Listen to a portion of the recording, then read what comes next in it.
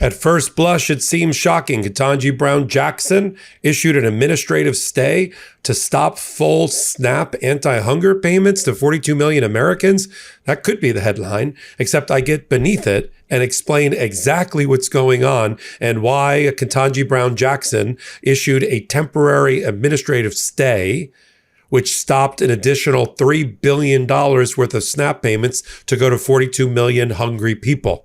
When I explain it to you, I think you'll get it. It's not as bad as it sounds.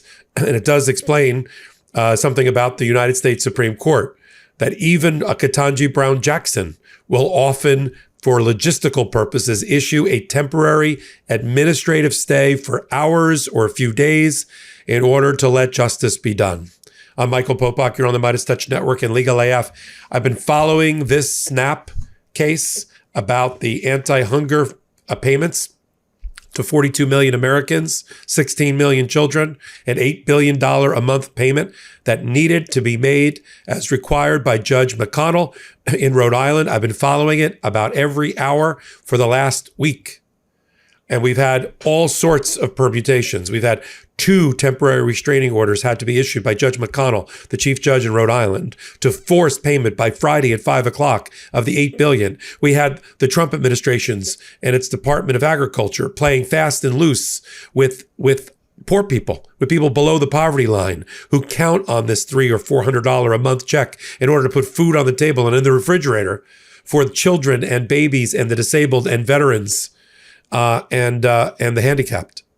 And even with those orders in place, the Trump administration effectively lied to Judge McConnell and said if they were going to make the partial payments they were proposing using a $4.65 billion fund that they had during the shutdown, it would take weeks or months in order to make that payment.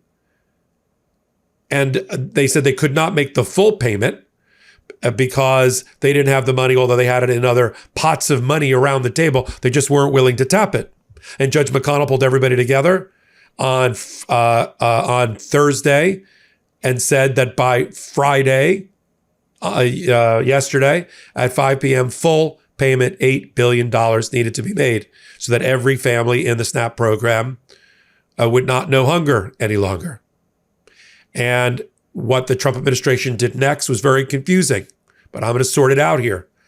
They actually made apparently close to $5 billion of partial payments, 5 out of 8 billion. But then they ran to the First Circuit Court of Appeals that sits over Rhode Island and asked for an administrative stay and a stay of the temporary restraining order. After Judge McConnell refused to grant the stay, an administrative stay, to give them time to appeal. So they filed on Friday, they made the $5 billion, but they didn't want to make the additional $3 billion for full payment, which means the difference between life and death, nutrition and malnutrition for these families. Let's be frank. We're not just talking about let's cut half the payments and see what happens to human beings. That's not an experiment I want to live by. So they went to the First Circuit, and the First Circuit, I'll read it to you in a moment, the First Circuit said that the request for an administrative stay is denied, that for various reasons, but the stay pending appeal, which is a longer-term stay, that had to be fully briefed, and that motion was going to be ruled upon quickly, but it couldn't be ruled upon in hours. They didn't like that answer. So they filed just in the last few hours late on Friday night an appeal to the United States Supreme Court, an emergency appeal, in which they demanded that they be allowed to screw the poor people of America below the poverty line and not pay them their full SNAP anti-hunger payments. Nothing like attacking the poor as a political strategy. So that went to the United States Supreme Court. Now, the way it works is that when you seek an administrative stay, first stop on the train is an associate justice who's assigned to that particular circuit. And in Rhode Island, the associate justice is Ketanji Brown Jackson. Now, I'm thinking at the time, this is great. She's not going to grant that stay, is she? Because she just issued earlier yesterday, she just issued a scathing dissent, just excoriating the MAGA 6 members of the Supreme Court for ruling against the transgender American population in passports and requiring them to abide by a Trump ruling, dehumanizing them, removing their dignity, and forcing them to have on their passport their gender at birth notated.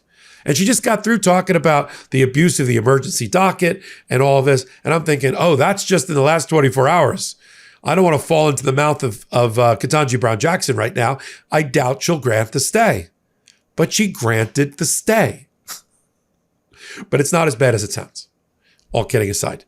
And I'm not trying to make light of any of this. I've been fighting hard to get 42 million people what they deserve and to stop them from being hungry in my own reporting, my own honest commentary for the last week, including having the leaders of the lawsuits, Guy Perryman, on with me to talk about it. Later today, I'm going to have Rob Bonta, who's going to talk about the SNAP payments as well. So let's move for a moment into the ruling. So now you have to put the two pieces of paper together, which I will for you. Remember, the First Circuit ruled that they're not going to grant a temporary stay, but that they're going to allow a motion for a stay pending appeal. The bigger stay for the entirety of the appeal, they're going to issue a decision on that motion as quickly as possible. So picking up with that, Ketanji Brown Jackson writes as follows. The applicants are seeking a stay, that's the Trump administration, of 2 orders of the United States District Court of Rhode Island, 2 TROs by Judge McConnell. These orders require the applicants to fully fund benefits for the SNAP for the month of November and distribute those funds by the end of the day on November 7th today. Now we know, stepping out of the order for a minute, we know that the Trump administration has already issued $5 billion out of $8 billion. They just don't want to do the rest. Earlier today, Ketanji Brown Jackson, Justice Jackson says, the applicants asked the United States Court of Appeals for the First Circuit to stay the order pending appeal and to issue an administrative stay to facilitate its consideration of that stay motion. At 6:08 p.m., the First Circuit denied the applicant's request for administrative stay. And that's what I have here. I'll be posting that on Legal AF Substack for you to read. So that's at 6:08 p.m. But stated that, quote, it intends to issue a decision on the stay pending appeal motion as quickly as possible.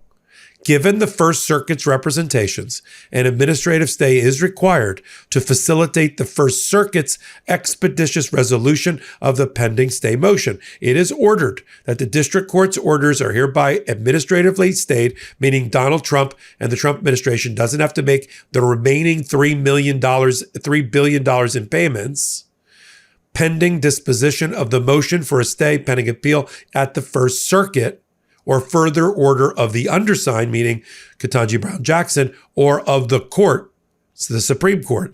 The administrative stay will terminate 48 hours after the First Circuit's resolution of that motion, which the First Circuit is expected to issue with dispatch.